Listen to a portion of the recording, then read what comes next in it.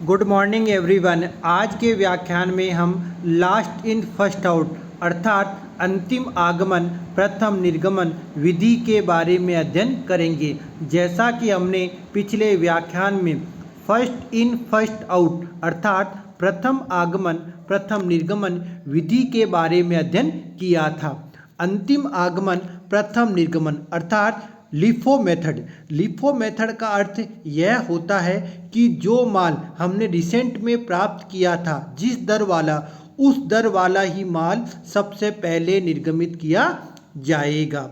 इस विधि का सबसे बड़ा लाभ यह है कि यह विधि बढ़ती हुई कीमतों के समय बहुत अधिक उपयोगी है और इस विधि को समझना सरल है और यह विधि सामग्री का वर्तमान मूल्य निर्मित वस्तु की लागत में प्रतिबिंबित करती है। अब इस विधि के दोष इस प्रकार से हैं कि यह विधि चिट्ठे में स्टॉक पुराने मूल्य पर दिखाती है और अतः यह कीमतों में अधिक परिवर्तन होने पर चिट्ठा आर्थिक स्थिति सही नहीं बताएगा और यह विधि तर्कसंगत नहीं है क्योंकि जो माल सबसे अंत में आएगा वह माल सबसे पहले कैसे जाएगा। इस विधि को हम एक उदाहरण की सहायता से समझेंगे। उदाहरण इस प्रकार से है। सबसे पहले हमें रिसिप्ट में दे रखा है जनवरी 1 को हमें ओपनिंग बैलेंस दे रखा है 50 इकाइयाँ 4 रुपये के हिसाब से। जनवरी 5 को रिसिप्ट में दे रखी है 200 इकाइयाँ 4.25 के हिसाब से। जनवरी 12 को 150 इकाइयाँ 4.10 के हिसाब से। जनवरी 20 को हमें 300 इकाइयाँ 4.50 के हिसाब से और जनवरी 25 को हमें 400 इकाइयाँ 5 रुपये के हिसाब से दी गई है। अब इशू इस प्रकार से है। जनवरी 4 को 200 इकाइयाँ इशू हैं। जनवरी 10 को 400 इकाइयाँ इशू हैं। जनवरी 15 को 100 इकाइयाँ इशू हैं। जनवरी 19 को भी 100 इकाइयाँ इशू है और जनवरी 30 को 650 इकाइयाँ इशू। अब दी गई सूचनाओं के आधार पर हमें स्टोर लेजर अकाउंट तैयार करना है। स्टोर लेजर अकाउंट इस प्रकार से तैयार किया जाएगा। सबसे ऊपर हेडिंग में हम लिफो मेथड लिखेंगे। अब इसके कॉलम इस प्रकार से होंगे। सबसे पहले डेट का कॉलम, फिर पर्टिकुलर का कॉलम, फिर रिसिप्ट का, फिर इशू का और फिर बैलेंस का। रिसिप्ट, इशू और बैलेंस में तीन कॉलम होंगे, क्वांटिटी का, रेट का और अमाउंट का। सबसे पहले हमें यह ध्यान रखना है कि इसमें हमें व्यवहार तिथि वाइज क्रमबद्ध तरीके से करना है। जनवरी 1 को हमारे पास 500 इकाइयाँ 4 रुपये के हिसाब से बैलेंस में थी तो इसे हम बैलेंस में लिख देंगे। फिर जनवरी 4 को हमने 200 इकाइयाँ इशू करनी है तो उसकी रेट 4 रुपये आएगी। क्योंकि हमारे पास यहाँ 4 रुपये वाला ही बैलेंस में है। तो अब हमारे पास 200 इकाइयाँ इशू करने पर 300 इकाइयाँ 4 रुपये वाली शेष रह जाएगी। फिर जनवरी 5 को हमने 200 इकाइयाँ 4.25 के हिसाब से प्राप्त की। हमारे पास अब बैलेंस में 300 इकाइयाँ 4 रुपये वाली और 200 इकाइयाँ 4.25 वाली शेष रहेगी।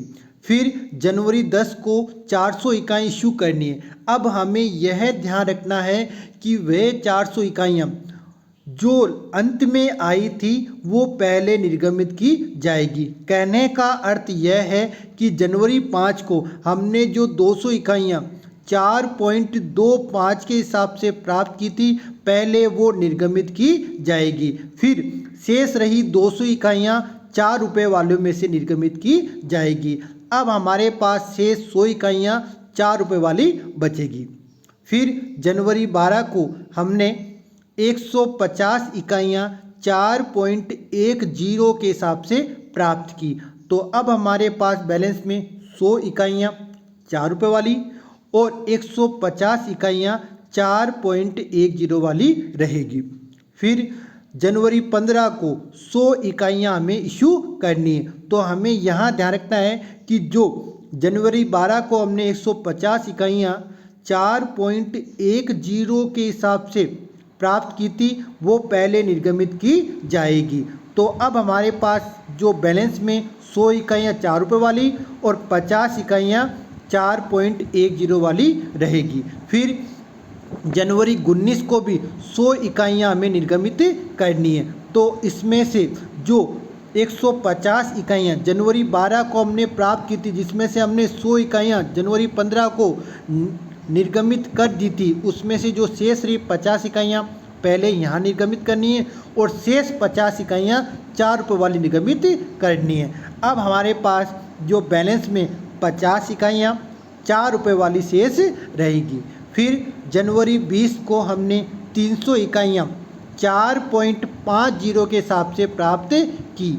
अब हमारे पास बैलेंस में 50 इकाइयाँ 4 रुपये वाली और 300 इकाइयाँ 4.50 वाली बैलेंस में है।